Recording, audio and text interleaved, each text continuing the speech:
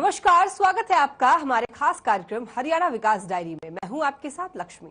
आज हम बात करेंगे हरियाणा सरकार की ओर से प्रदेश के विकास के लिए तैयार की गई परियोजनाओं के बारे में। हरियाणा के मुख्यमंत्री मनोहर लाल प्रदेश के विकास के लिए तत्परता से कार्य कर रहे हैं। विकास के पथ पर बढ़ता रहे हरियाणा, इस संकल्प को लेकर सीएम मनोहर लाल ने करनाल जिले को 109 करोड़ की 21 परियोजनाओं का उद्घाटन और शिलान्यास किया। करनाल को मनोहर सौगात, विकास के पथ पर बढ़ता रहे हरियाणा, 109 करोड़ की परियोजनाओं का तोहफा। हरियाणा के मुख्यमंत्री मनोहर लाल ने शनिवार को करनाल जिले को बड़ी सौगात देते हुए 109 करोड़ की 21 परियोजनाओं का उद्घाटन और शिलान्यास किया। इस अवसर पर सीएम ने कहा कि यह करनाल के लिए बड़े हर्ष की बात है कि 21 परियोजनाओं में सबसे बड़ी परियोजना नगर परिषद के भवन के शिलान्यास की है। इस नए भवन को 35.5 करोड़ रुपए की लागत से बनाया जाएगा। इस अवसर पर विकास और पंचायत मंत्री देवेंद्र सिंह बबली भी मौजूद रहे। मुख्यमंत्री ने कहा कि करनाल में पश्चिमी यमुना नहर और नरवाना लिंक नहरों के बीच एक बड़ा क्षेत्र वीरान पड़ा रहता था। इस स्थल पर पार्क का निर्माण करके इसे रमणीक स्थल बनाया गया है। इससे करनाल के वार्ड नंबर 17, 18, 19 और 20 के लोगों को घूमने और व्यायाम आदि की सुविधा मिलेगी। इस स्थान को 7 करोड़ 28 लाख रुपए की लागत से तैयार किया गया है।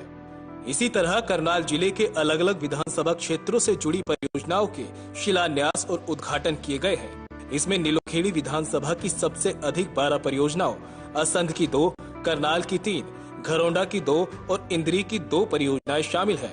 महीने यहाँ मेरा आना हो जाता है और मैं अपनी सारी जो व्यवस्था में लगे हुए हमारे अधिकारी हैं, हमारे यहाँ के पार्षद हैं, हमारी मेयर हैं, हमारे विधायक हैं, वो सब हर बार कुछ न कुछ शिलान्यास, उद्घाटन ये सब करने का अवसर मुझे देते हैं। कोई ऐसा महीना नहीं जाता जहाँ 100-150 करोड़ रुपए के उद्घाटन और शिलान्यास न होते हों। लगातार चलने वाला ये क्रम है। इसी क्रम में आज भी 110 करोड़ रुपए के 21 प्रोजेक्ट हैं जिसमें उद्घाटन और शिलान्यास हुए हैं।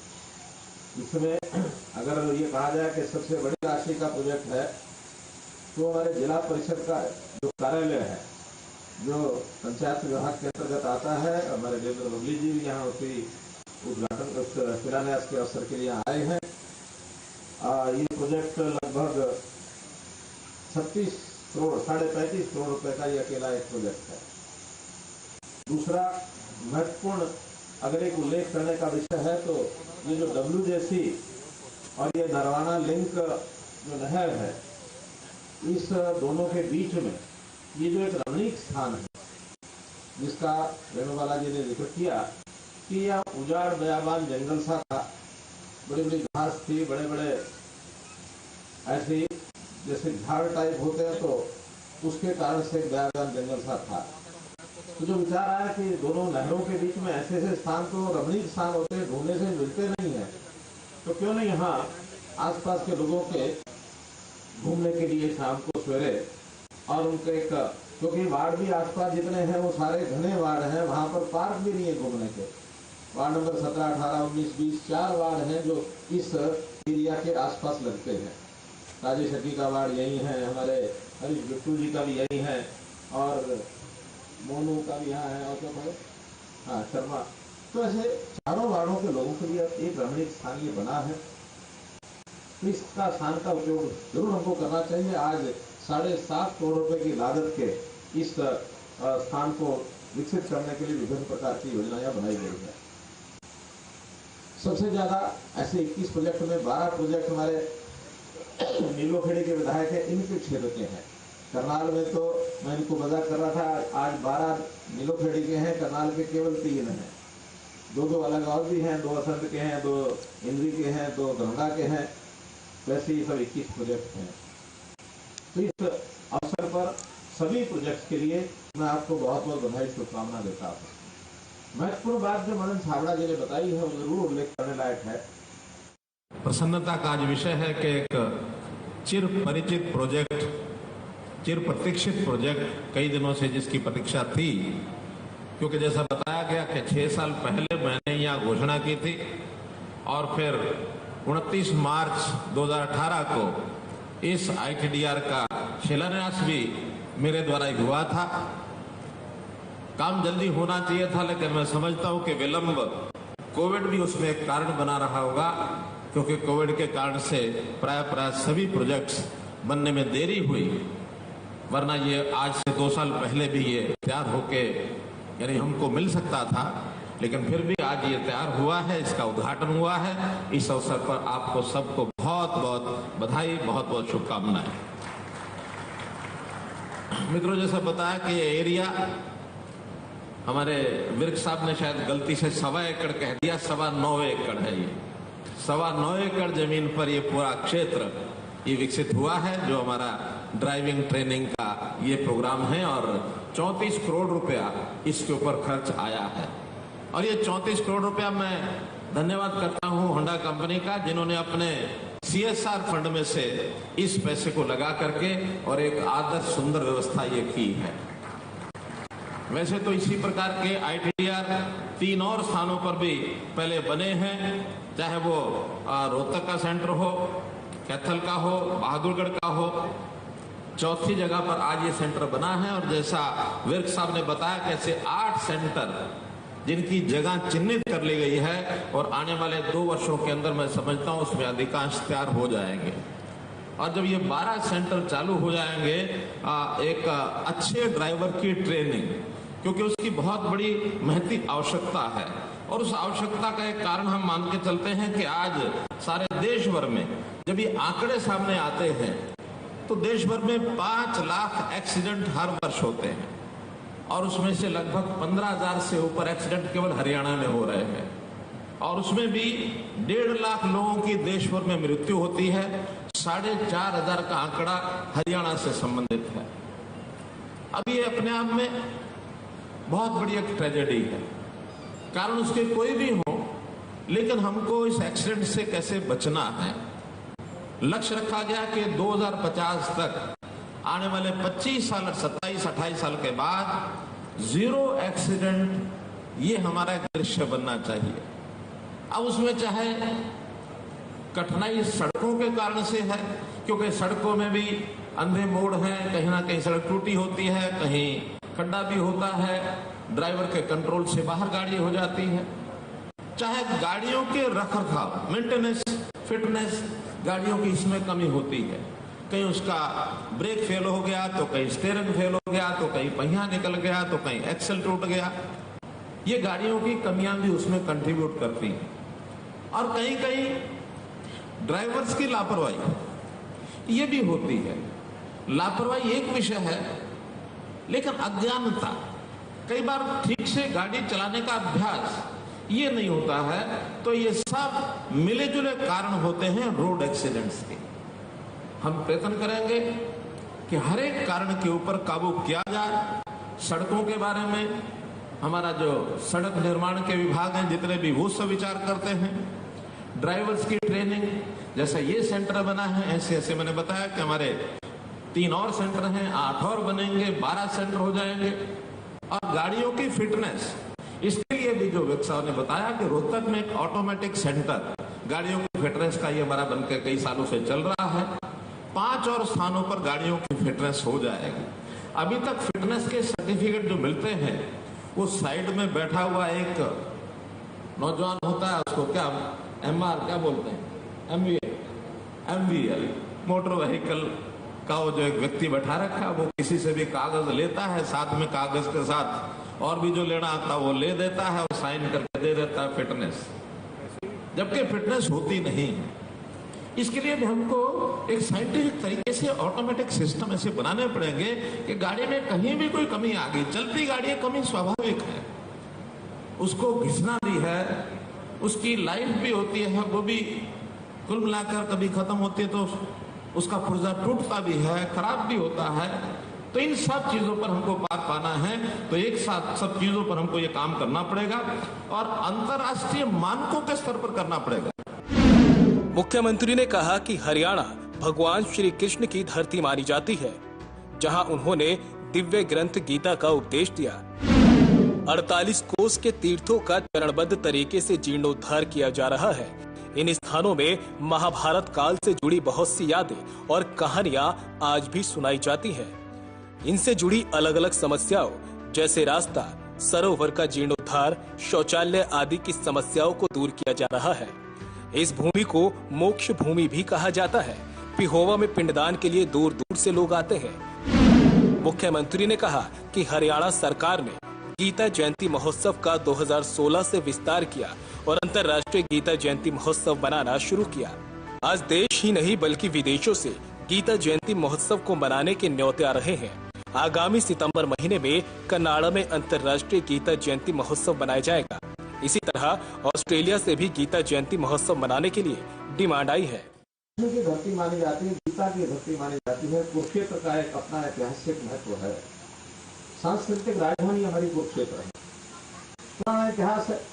और कुरुक्षेत्र की जो 48 कोस की परिक्रमा है, जिसके अंदर 164 गांव ऐसे हैं जहां तीर्थ स्थान उनको माना जाता है, वहाँ सरोवर है, छोटे बड़े सरोवर आज भी कायम है।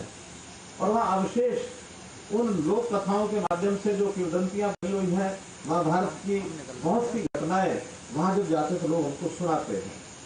मैं स्वयं जैसा बताया 50 स्थानों पर 4 दिन अलग अलग दिनों में, कभी 15, कभी 12, कभी 14 ऐसे स्थानों के ऊपर स्वयं घूम के आया हूँ। इन स्थानों का एक प्रकार से विकास होना चाहिए, उनका यानी उनका पुनरुद्धार होना चाहिए।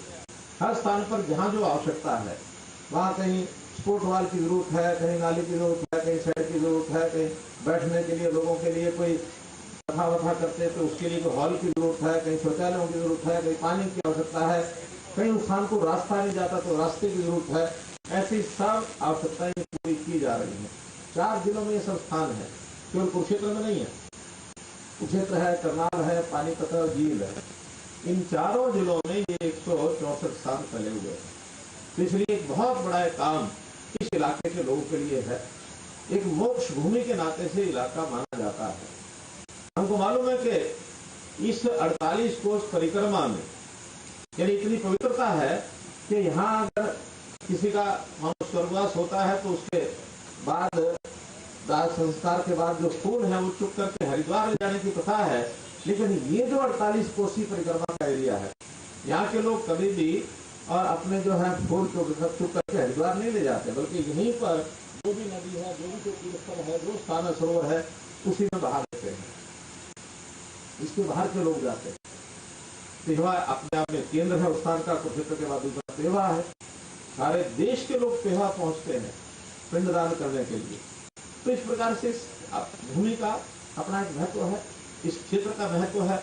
हम इसको धीरे धीरे और विकसित कर रहे हैं। जैसे गीता जयंती का बहुत छोटा कार्यक्रम ये पहले होता था, 2016 में हमने उसका विस्तार किया और सारे देश के साथ साथ दुनिया के अंदर संदेश जाए तो गीता जयंती का कार्यक्रम अंतर्राष्ट्रीय गीता जयंती इस रूप में मनाना शुरू किया। पिछले 5 से 6 साल का प्रभाव ये हुआ है कि विदेशों से भी मनाने लग गई है कि हमारे यहाँ गीता जयंती का कार्यक्रम करो। अभी सितंबर में और कनाडा में गीता जयंती का कार्यक्रम होने वाला है। अपने यहाँ से भी कुछ लोग जाने वाले हैं, लेकिन वहाँ बहुत उत्साह है संस्थाओं में। जितनी भारतीय संस्थाएं हैं, खासकर उत्तर भारत की, सब एक से बढ़ करके उसमें आने के लिए तैयार हैं। इससे पहले मॉरिशस में स्वयं गया था। ऑस्ट्रेलिया की डिमांड हमारे यहाँ आई है। यूके में पिछले 2 साल पहले वहाँ कार्यक्रम हुआ है।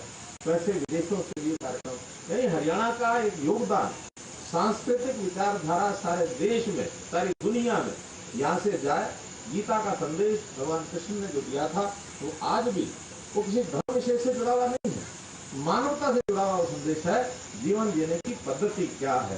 तो मैं आज इसलिए कह रहा हूँ कि इसके विकास के लिए हम लगातार लगे हैं और सब 164 स्थानों पर धीरे धीरे, चाहे वो हमारा ग्राम विकास मंत्रालय है, जहाँ कहीं शहरों के साथ जुड़े हमारे हैं, तो अर्बन लोकल बॉडीज का डिपार्टमेंट है, जहाँ कहीं सड़कों की जरूरत है PWD बनाता है।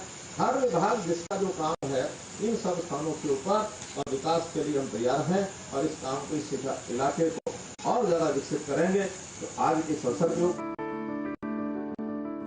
हरियाणा के चहुमुखी विकास के लिए सीएम मनोहर लाल तत्परता से कार्य कर रहे हैं।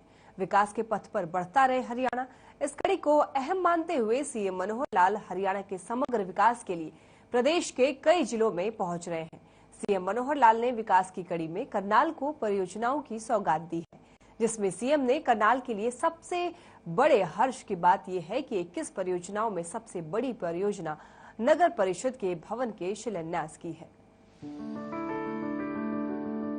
मुख्यमंत्री मनोहर लाल ने कहा कि हरियाणा में बिजली की कोई कमी नहीं।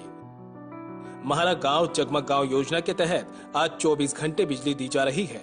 मुख्यमंत्री ने कहा कि राष्ट्रमंडल खेलों में मेडल जीतकर लाने वाले खिलाड़ियों को खेल पॉलिसी के मुताबिक इनाम और अन्य लाभ दिए जाएंगे। इस कार्यक्रम के उपरांत मुख्यमंत्री ने पश्चिमी यमुना नहर और नरवाना लिंक नहरों के बीच बनाए गए पार्क में त्रिवेणी भी लगाई। मुख्यमंत्री जी गोल्ड मेडल जीतते हैं अधिकारियों को, हमारे खिलाड़ियों ने उनको कुछ इनाम वगैरह या कुछ पहले? देखिए, सब खिलाड़ियों को हम जो उनके मेडल के हिसाब से पहले से हमारी पॉलिसी है, सबसे ज्यादा इनाम हरियाणा की ओर से ही दिए जाते हैं, चाहे कोई और स्टेट हो, चाहे कोई दुनिया के देश हो। सब देश और सब स्टेटों से ज्यादा हरियाणा के इनाम हैं। जो भी गोल्ड मेडल लेके आ रहे हैं, ब्रॉन्ज के लेके आ रहे हैं, सिल्वर के लेके आ रहे हैं, सबको इनाम मिलेंगे। और हमने तो बल्कि जो चौथे स्थान पर आते हैं उनके लिए इनामों की घोषणा की है। और इन सबको जो मेडल लेकर के आते हैं उनको यथा योग्य जैसा जिन पॉलिसी है उसके हिसाब से उनको नौकरियां मिलेंगी। हरियाणा के विकास और पंचायत मंत्री देवेंद्र सिंह बबली ने कहा कि हरियाणा के मुख्यमंत्री मनोहर लाल के नेतृत्व में प्रदेश तरक्की कर रहा है। प्रदेश को 24 घंटे बिजली, स्कूल, शिक्षा और ई-लाइब्रेरी जैसे तोहफे मिल रहे हैं। इस पर उन्होंने सीएम का धन्यवाद किया और करनाल में नए जिला परिषद भवन के शिलान्यास पर करनाल वासियों को बधाई भी दी। उन्होंने कहा कि प्रदेश में ग्रे वाटर मैनेजमेंट पर कार्य किया जा रहा है। गांव में सड़क, पानी, नालियों पर काम हो रहे हैं। पंचायत मंत्री देवेंद्र सिंह बबली ने मुख्यमंत्री से मांग की है कि शहरों की तर्ज पर गांव में भी ग्रीन एनर्जी लाइटें और सीसीटीवी लगने चाहिए। पंचायत मंत्री देवेंद्र सिंह बबली ने सभी प्रदेश वासियों को कम से कम एक पेड़ लगाने और उसे बड़ा करने की अपील की। उन्होंने एक पेड़ विश्वास का अभियान से जुड़ने के लिए भी कहा। इस मौके पर नीलोखेड़ी के विधायक धर्मपाल गोंदर, मेयर रेणु बाला गुप्ता, कुरुक्षेत्र विकास बोर्ड के मानस सचिव मदन मोहन छाबड़ा सहित अन्य अधिकारियों ने मेयर और केडीबी के मानस सचिव को स्मृति चिन्ह के रूप में पौधा भेंट किया। इसके अलावा भानाराम, सुखविंदर पहलवान, सुधीर यादव ने मुख्यमंत्री को पगड़ी पहनाकर शॉल भेंट कर सम्मानित किया। वासियों को बहुत बहुत बधाई देना चाहता हूं कि आप तो विधायक के रूप में माननीय मनोहर लाल जी जो इस प्रदेश के मुखिया हैं, उनको आपकी सेवा करने का मौका मिला और उसके मार्गदर्शन में पूरे हरियाणा प्रदेश में एक बहुत बड़ा बदलाव पिछले दिनों में इनके नेतृत्व में हुआ। और ये मेरा भी सौभाग्य है कि पिछले दिनों मुझे भी बतौर पंचायत और विकास मंत्री के रूप में इनकी कैबिनेट में काम करने का इन्होंने मौका दिया। साथियों, हरियाणा प्रदेश तरक्की की तरफ बढ़ रहा है इनके मार्गदर्शन में। और जो मुझे जिम्मेदारी मिली है, आज हमारे को यहाँ करनाल में जिला परिषद की एक भव्य बिल्डिंग जिसका आज शिलान्यास था, वो भी हमारे डिपार्टमेंट को मिला है। करीबन 35 करोड़ की लागत से तैयार होगी। उसके लिए भी माननीय मुख्यमंत्री जी का मैं धन्यवाद करता हूं।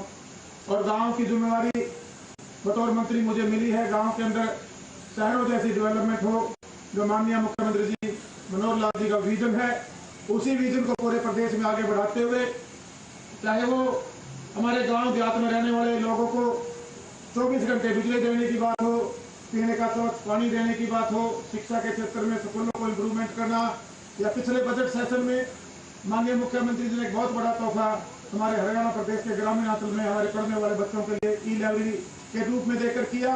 उसके लिए भी मैं माननीय मुख्यमंत्री जी का धन्यवाद करता हूँ।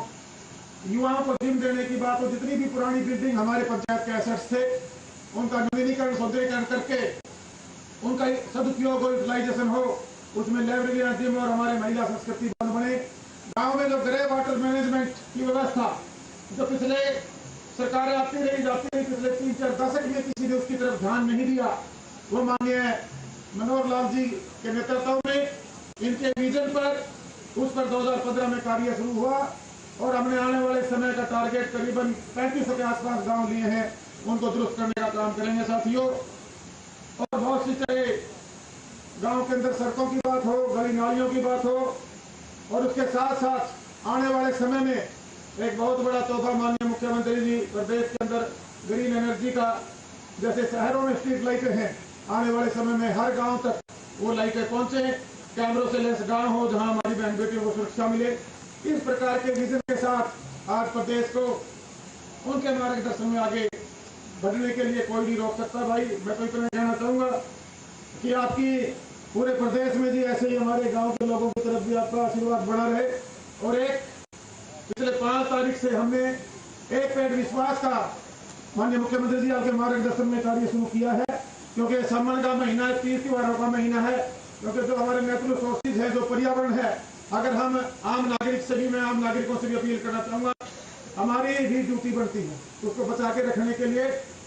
मैं आप सबसे भी आह्वान करना चाहता हूँ कि एक एक पेड़ जैसे हम हमारे बच्चों को पालते हैं, ऐसे एक एक पेड़ लगाकर उसको हम पाल पोस कर बड़ा करें, ताकि पर्यावरण में एक बहुत बड़ा सुधार आने वाले समय में हम आने वाली जनरेशन के लिए एक तोहफे के रूप में दे सकें। आज मैं आपसे भी अपील करना चाहूंगा सर, एक त्रिवेणी लगाकर आप भी एक संदेश प्रदेश में देने का काम करें। आज मुझे भी आपके साथ यहाँ आने का मौका मिला, आप सबने जो आशीर्वाद। तो ये थी हरियाणा सरकार की वो उपलब्धियां जिन्होंने हरियाणा राज्य को एक नई पहचान दी है। हरियाणा के सीएम मनोहर लाल ने जो चुनाव से पहले वादे किए थे उनको पूरा किया है और भारत के मानचित्र पर एक अलग ही जगह बनाई है। फिलहाल आज के इस खास कार्यक्रम में बस इतना ही। मुझे दीजिए इजाजत। नमस्कार।